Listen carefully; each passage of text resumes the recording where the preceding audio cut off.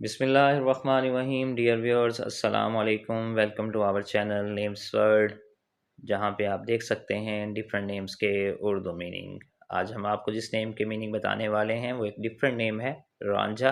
लेकिन इससे पहले कि हम आपको इस नेम के मायने बताएं, अगर अभी तक आपने हमारा चैनल सब्सक्राइब नहीं किया तो जल्दी से हमारा चैनल सब्सक्राइब कर लें और बेल आइकन को प्रेस कर दें ताकि जो वीडियो भी अपलोड हो वो आप तक पहुँच सके। तो आइए देखते हैं कि रांझा नाम के क्या मायने हैं उर्दू ज़ुबान में। रांझा नाम का शुमार मुसलमान लड़कों के नामों में होता है और इस नाम के मायने हैं इश्क करने वाला। बहुत शुक्रिया वीडियो को देखने का। अगर आप किसी भी नेम के उर्दू मीनिंग जानना चाहते हैं तो जल्दी से वीडियो में के नीचे कमेंट्स में हमें वो नेम लिख के भेजें, तो हमारी कोशिश होगी कि जल्द उस नेम के मीनिंग के बारे में वीडियो बनाएं। अपना बहुत ख्याल रखिएगा। जज़ाकल्लाह। अल्लाह हाफिज़।